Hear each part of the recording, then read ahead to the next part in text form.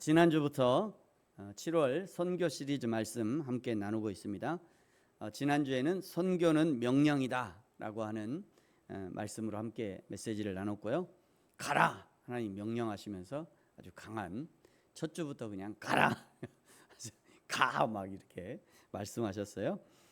그런데 이 가라 라고 하는 명령에는 하나님이 할 수 있도록, 네가 갈 수 있도록 내가 도와줄게 라고 하는 약속이 포함되어 있었다고 말씀드렸습니다.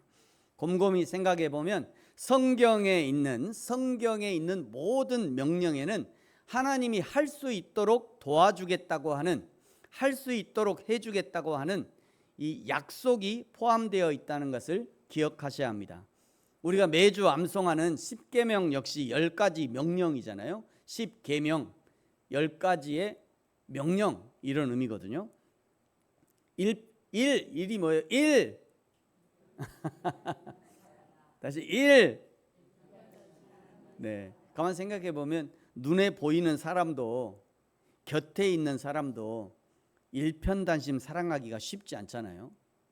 일편단심 사랑하기가 쉽지 않은데, 그런데 그래서 늘 삐걱삐걱하면서 살아가잖아요. 그런데 눈에 보이지 않고 만질 수도 없고 직접 말하거나 이렇게 저렇게 하라고 지시하는 것도 아닌 하나님을 우리가 어떻게 일편단심 사랑할 수 있을까? 그런데 그런 하나님을 사랑해야겠다 마음 먹으면 하나님이 또 그렇게 사랑할 수 있도록 도와주시겠다는 거예요. 그것이 약속과 명령입니다. 그 명령 안에 약속이 포함되어 있는 거예요. 하나님을 사랑해 보면 그렇게 됩니다. 하나님을 사랑해 보니 일편단심 하나님을 사랑하게 돼요. 다른 것이 눈에 안 들어온다니까요. 아무리 부처가 금치를 하고 앉아 있어도 하나님과는 비교할 수가 없어요. 이번 비전 트립에 방문하게 될 동대사라고 하거든요. 동대사. 세계에서 가장 큰 목조 건물입니다. 이게 전 세계에서 가장 큰 목조 건물이에요. 동대사라고 하는 절인데, 이게 이제 좀 보니까 백제 출신의 승려 양변 스님이라는 승려가 저거를 다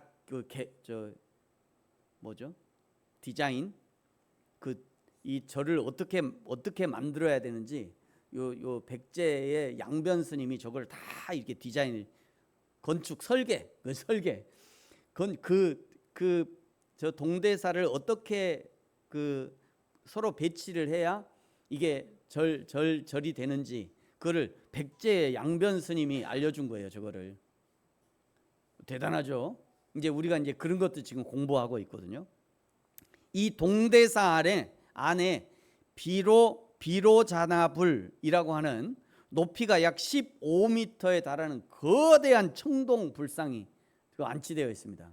저것도 또 일본 사람들이 못하니까 백제에서 넘어간 사람들이 어떻게 해야 저 큰 불상을 만들 수 있는지, 주조를 할 수 있는지 다 알려준 거예요. 가만 보면 일본 사람들은 아주 이 조선 반도 때문에 살아요. 그래서 자꾸 이게 넘보나 봐요. 저것도 백제에서 넘어간 사람들이 다 이게 알려준 겁니다. 이 부처를 1년에 한 번 매년 8월 7일에 청소한다고 그래. 저렇게 사람이 올라가서, 얼마나 큰지 저게 사람이 올라가서 1년에 한 번씩 청소를 한대요. 우리 이번에 가면은 저 세수한 부처를 볼 수 있을 것 같아요. 세수를 깨끗하게 한. 우리 그리스도인들은요, 이런 곳에 가서 저걸 구경은 하지만, 저거 구경은 합니다. 그러나 내 안에 살아계신 하나님을 믿는 사람은 우와 크다, 우와 멋지다, 저거 만들으라고 사람들 고생했겠네, 그리고 끝이에요. 그걸로 끝. 더 이상 없어요. 우와 크다, 우와 멋지다. 아무리 불상을 봐도요, 설령 얼굴에 금칠을 한 불상을 봐도 별 마음이 안 들어요. 그냥 우와 크다, 와 멋지다, 그걸로 끝이에요. 사람들이 거기 가서 막 이러고 있으면 왜 저러지? 그런 마음이 들 뿐이에요. 왜 저렇게 해야 되나? 왜 그러냐면요, 내 안에 내가 사랑하는 하나님이 계시기 때문에, 내 안에 내가 사랑하는 하나님이 계시기 때문에, 나를 사랑하시는 하나님이 내 안에 계시는데 다른 것에 어떻게 다른 것과 비교할 수 있겠어요? 비교가 안 되는 거죠. 하나님이 내 안에 계시기 때문에 아무리 멋진 걸 봐도, 그냥 멋지다, 크다, 그런 마음 외에는 뭐 저거가 뭐 별 마음이 안 들어. 그냥 와, 크다, 멋지다, 그것뿐이에요. 하나님을 사랑해 보면 그 마음을 알게 됩니다. 하나님을 사랑하는 사람이 그런 마음을 알게 돼요. 2번이 이방신을 만들지 말고 섬기지 말라 말씀하잖아요. 우리 하나님을 최고로 사랑하면 이방신이 눈에 안 들어온다니까요. 눈에 안 들어와요. 동대사에 가서 저 비로자나불, 이름도 어려워요. 비로자나불, 그거 봐도 눈에 안 들어와. 저게 눈에 안 들어와. 삼가 하나님의 이름을 함부로 하지 말라 얘기하잖아요. 사랑하는 하나님을 만나서 그 하나님의 이름을 어떻게 함부로 부르겠어요. 사사로운 일로 예배에 빠지면, 하나님을 사랑하는데, 하나님을 사랑해서 그 하나님을 예배하는데 어떻게 예배에 함부로 빠지겠어요. 오직 내 부모를 공경하라. 사랑하는 하나님이, 내가 사랑하는 하나님이 너의 부모를 공경해라 이렇게 말씀하시는데 그 말씀에 어떻게 반기를 들고 부모 공경을 소홀히 하겠어요. 하나님을 사랑하기 때문에 부모를 사랑할 수밖에 없는 거죠.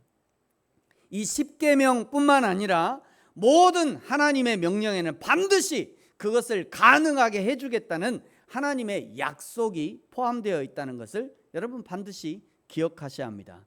그러므로 선교를 명령하는 하나님의 명령에는 선교할 수 있도록 도와주겠다는, 그것도 내가 함께 하겠다는 하나님의 약속이 포함되어 있다는 거예요. 그러니 즐겁고 기쁘게 전도하고 선교할 수 있는 것이죠. 저와 여러분이 입만 열면 하나님이 전도할 수 있게 도와주십니다. 입만 열면, 입을 안 열으면 어쩔 수 없어요. 입을 안 열었는데 어떻게 도와줘요? 입을 한번 열어보세요. 교회 다녀? 한번 열어보시라니까요. 예수 믿어. 입만 열어보세요. 그러면 할 수 있도록 도와주셔요. 응? 교회 다녀? 한번 물어보라니까요. 우리 예수 믿어야 돼. 한번 얘기해보세요. 얘기만 하면 도와주셔요. 얘기만 하고 입만 열면 도와주신다니까요. 전도하라고 움직여보세요. 선교하겠다고 한번 가보세요. 가기만 하면, 발만 떼면 하나님이 전도하고 선교할 수 있도록 도와주셔요. 그 하나님을 믿고 신뢰함으로 전도하고 선교하는 인생이 되어지기를 예수님의 이름으로 축복합니다. 그것이 우리의 인생이에요. 오늘은요, 선교는 사랑이다 라는 제목입니다. 선교는 사랑이다. 제가 이 제목을 정하자마자 가장 먼저 생각나는 일이 한 가지 있었어요. 제가 1995년 1월 4일 그날이 수요일이었더라고요. 95년 1월 4일 수요일에 25살 청년 조현철이 일본에 처음 갔어요. 저게 7월 1일, 저게 찾아보니까 8월 94년 8월 달 이게 사진이거든요. 시부야. 제가 저기를 이 사진이 찍힌 6개월 후에 갔어요. 그러니까 1월 4일에 저 시부야에 갔거든요. 그날 비가 오는 수요일이었어요. 너무 기억나요. 생전 처음 가본 데라 너무 기억이 나. 어떻게 해야 될지 막막한데 전화를 걸어줘. 그 전화번호 하나 갖고 가서 전화를 일단 전화를 걸었어요. 야, 만약에 일본 사람이 저 전화를 받아가지고 모시모시 이러면 난 뭐라고 해야 되나? 아무것도 몰랐으니까요. 그런데 다행히 거기서 처음에 모시모시 이러더니 내가 아무 말도 안 하고 있으니까 여보세요 이러시더라고. 그래갖고 제가 살았어요. 그때 저기를 저 수요일 날 갔습니다. 그날에 제가 그날 도착해서 그날 밤에 바로 기숙사로 갔는데요. 여기가 이제 그 기숙사가 있던데요. 여기가 기차로 전철로 한 30분 가면 있고요. 여기 어디쯤에 기숙사가 있었던 것 같아요. 제 생각에 여기 어디쯤. 그날 이제 기숙사에서 짐을 풀었는데 바로 그날 밤에 교회에서 전도팀이 왔어요. 저기를 전도팀이 와가지고 바로 그날 밤에 바로 주일날 교회 가기로 연결해가지고요. 바로 그다음 그 주일에 바로 교회를 갔습니다. 그 교회가 이제 요한 동경교회라는 교회를 가게 됐어요. 주일 아침에 거기까지 그 순장님이 전철을 타고 거의 1시간 이상을 데리러 왔더라고요. 저를. 대단하시죠? 대단해요. 그래갖고 이제 그 첫 주부터 제가 교회를 가기 시작했어요. 그날부터 일본어 학교, 그 다음에 아르바이트 교회, 일본어 학교, 아르바이트 교회, 요 3개만 했습니다. 일본어 학교, 아르바이트 교회, 이 3개만 했어요. 6년 내내. 가만 생각해 보니까 6년 내내 일본어 학교 아르바이트 교회, 일본어 학교 아르바이트 요거만 했어요. 그러면서 이제 일본어에 대해서 훈련을 받으면서, 근데 그때 그 교회에서 훈련 받을 때 어떤 말을 하냐면, 일본어를 잘하려고 하면, 일본을 사랑하면 일본어를 잘할 수 있다라고 그때 하여튼 그 선교사님이 그렇게 가르쳐 줬어요. 일본을 사랑하면 일본어를 잘할 수 있다. 맞는 말이죠. 한 남자를 사랑하면, 한 남자와 한 여자가 사랑하면요, 그 남자의 언어, 그 여자의 언어를 배우게 됩니다. 그 사람이 어떻게 하면 좋아하는지를 배우게 돼요. 일본어도 마찬가지예요. 일본을 사랑하면 그 나라 말을 더 잘 배우게 된다는 말이죠. 맞는 말이죠. 하나님을 사랑하는 사람은요, 사랑합니다, 감사합니다, 축복합니다, 이런 인사가 그냥 됩니다. 굳이 우리가 주일날 연습 안 해도 하나님을 사랑하면요, 이런 인사를 할 수밖에 없어요. 지나가다가 돌뿌리에 걸려도 그냥 아이고 감사합니다 이렇게 나오잖아요. 아이고 감사하네. 지나가다 툭 건드려도 그냥 아이고 감사해. 그런 말이 나오게 되더라고요. 하나님을 사랑하니까. 하나님을 사랑하면 그렇게 되더라고요. 오늘 본문이 로마서 1장 14절에서 17절까지인데요. 로마서는 제가 오늘 올해 상반기에 이미 다뤘기 때문에 먼저 제가 어떻게 설교했는지 한번 살펴봤어요. 왜냐하면 비록 이제 7월에 주제 설교를 하지만 주제 설교를 해도 성경 해석을 전혀 다르게 하면 안 되는 거잖아요. 오늘 이 본문을 설교한 것이 올해 1월 12일에 설교했습니다. 혹시 제가 이 부분을 어떻게 설교했는지, 그때 어떻게 설교했는지 한번 이게 찾아보시면 더 자세히 알 수 있습니다. 바울이 로마서를 쓴 이유는요, 오늘 본문 바로 위에 13절에 보면 바울이 왜 로마서를 쓰게 됐는지 이렇게 말씀하고 있어요. 형제들아, 내가 여러 번 너에게 가고자 한 것을 너희가 모르기를 원치 않으니 이는 너희 중에서도 다른 이방인 중에서와 같이 열매를 맺게 하려 함이라. 지금까지 길이 막혔도다. 지금까지 내가 너희들 가고 싶었는데 길이 막혔대요. 그래서 못 가는 거예요. 그래서 먼저 로마서를 쓴 거예요. 그래서 이 로마서를 쓰고 있는 거죠. 그러면서 고백하는 것이 이제 14절인데요. 여러분, 우리 14절은 같이 한번 읽겠습니다. 시작. 헬라인이나 야만인이나 지혜 있는 자나 어리석은 자에게 다 내가 빚진 자라. 아멘. 바울이 이 복음을 전하는 자신이 세상 모든 사람들에게 내가 빚진 자다라고 표현하는 이유가 뭐냐? 그 이유가 첫 번째는요, 복음 전파의 의무 때문입니다. 의무감. 복음 전파의 의무감이 바울에게 있었던 거예요. 바울은 자신이 예수 그리스도를 통해 구원받은 은혜에 빚졌다라고 생각하는 거예요. 이 빚은 단순히 개인적인 구원에 머무르는 것이 아니라 이 복음을 아직 듣지 못한 다른 사람에게 전해야 할 사명으로 생각한 거예요. 사명으로. 바울은요, 헬라인이나 야만인이나 지혜 있는 자나 어리석은 자나 모든 사람에게 복음을 전할 의무가 있다라고 느낀 것이고요. 이는 하나님께서 그에게 맡기신 사도적 직분과 연결이 되는 겁니다. 바울은요, 하나님이 베드로는 유대인의 사도로, 바울은 이방인의 사도로 부르셨다는 확신이 있었어요. 로마서 11장 3절 같이 한번 읽을까요? 시작. 내가 이방인인 너희에게 말하노니 내가 이방인의 사도인 만큼 내가 이방인의 사도다 라고 이야기하고 있는 거죠.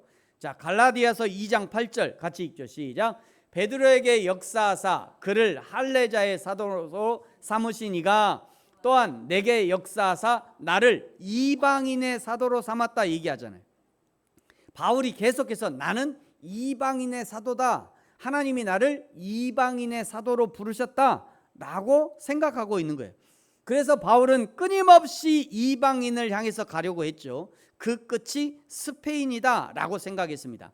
당시에 스페인은 로마에서 그리 멀지 않는 곳이라 생각했기 때문에 하루속히 내가 저 스페인 땅 끝까지 복음을 전해서 하나님이 맡기신 사명을 완수하고 그 땅 끝에서 복음이 전해지면 그때 예수님이 다시 오시겠다고 약속을 했으니 그 예수님을 다시 만나고 싶은 열망이 바울에게 있었던 거예요.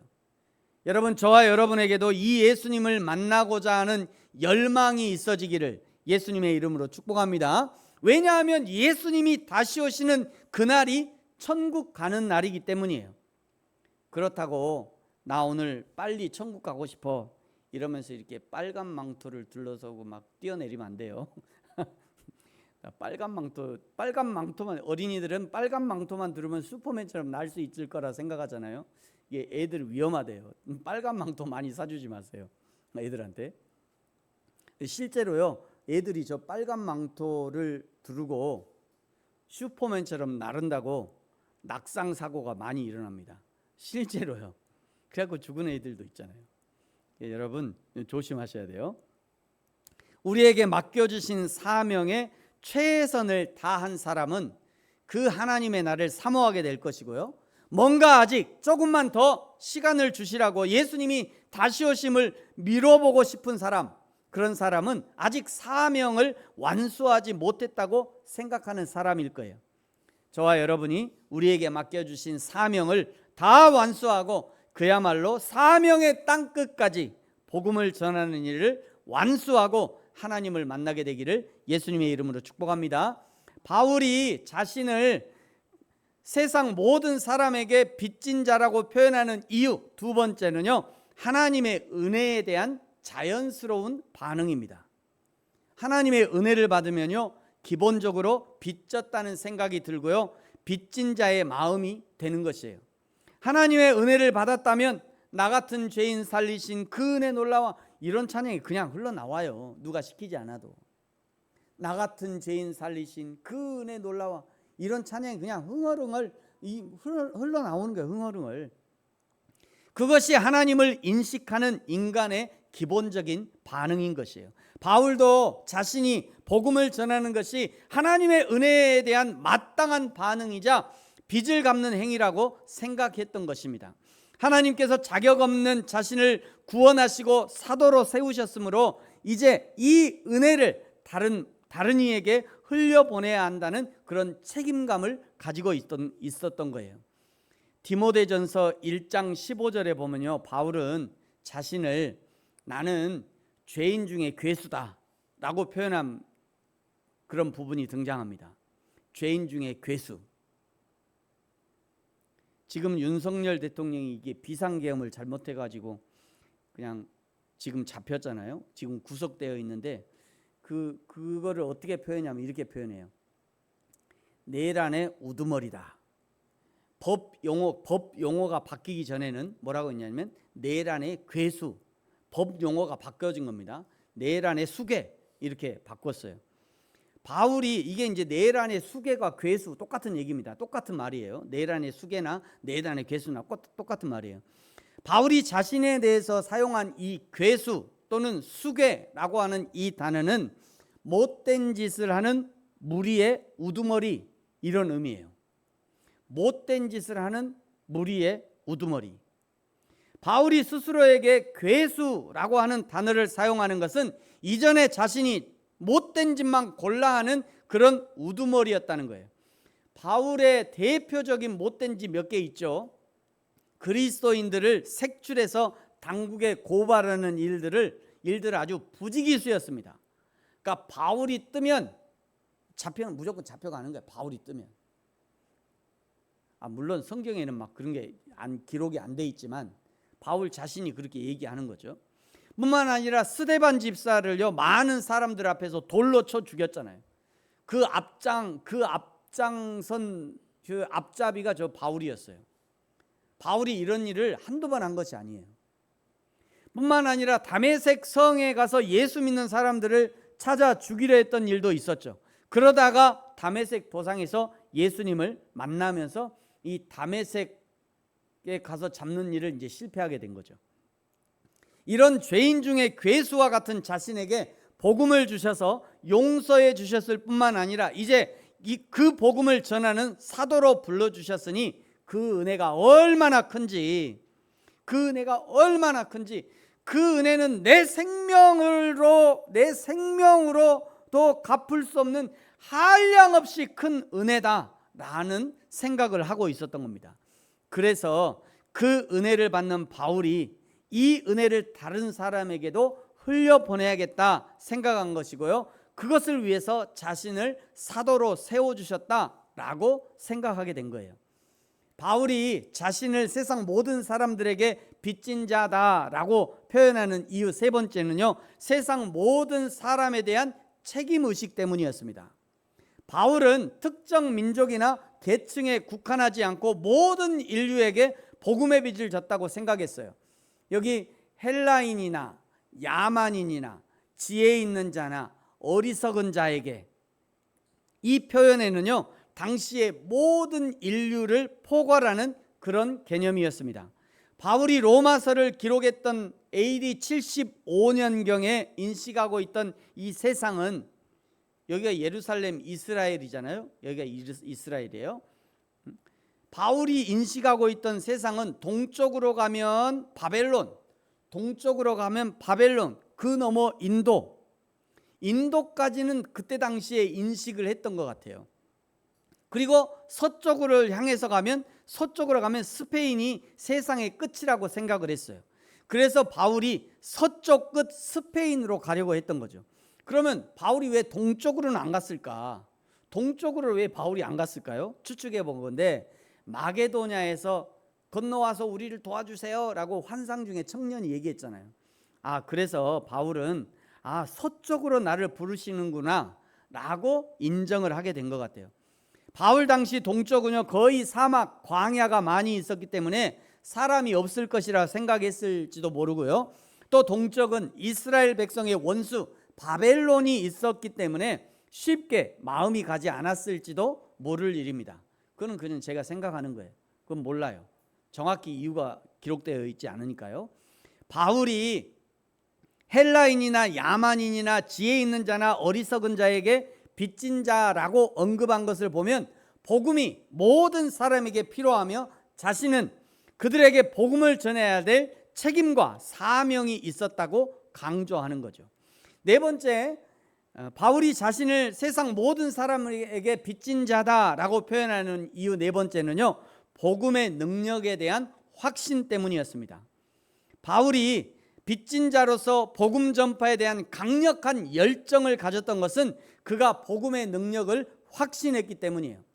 여러분 16절을 보십시오. 여러분이 16절 같이 한번 읽어볼까요? 시작. 내가 복음을 부끄러워하지 아니하노니 이 복음은 모든 믿는 자에게 구원을 주시는 하나님의 능력이 됨이라. 먼저는 유대인에게요 그리고 헬라인에게로다. 아멘. 예수 그리스도가 하나님 되심을 믿는 복음에는 모든 믿는 자에게 구원을 주시는 하나님의 능력이 포함되어 있다는 거예요. 그런데 그냥 있으면 사람들은 이 복음을 듣지 못하니까 어떻게든 이 복음을 전하려고 하는 것이 바울의 목적이었어요. 그래서 16절 상반절에 보면요, 바울이 복음을 부끄러워하지 않는다 라고 고백하고 있어요. 이 복음의 배경, 이 고백의 배경에는요, 자기가 예수 믿는 자를 잡아 죽이려고 했던 그 부끄러울 만한 자기의 과거 배경이 깔려 있는 겁니다. 뿐만 아니라 로마서를 기록한 당시 예수님을 믿는 기독교는요, 갈릴리에 사는 갈릴리의 이단, 저 시골 갈릴리 이단 정도로 여겨졌을 뿐이에요. 예수님은 갈릴리 시골에서 탄생한 신흥 종교, 이단 종교의 우두머리 정도로 여겨졌습니다. 바울은 자신이 그 이단 우두머리의 추종자로 여겨져도 괜찮다라고 고백하는 것이죠. 왜냐하면 예수 그리스도를 믿는 것이 하나님의 구원을 경험하는 유일한 길이라는 그런 믿음과 확신이 있었기 때문이에요.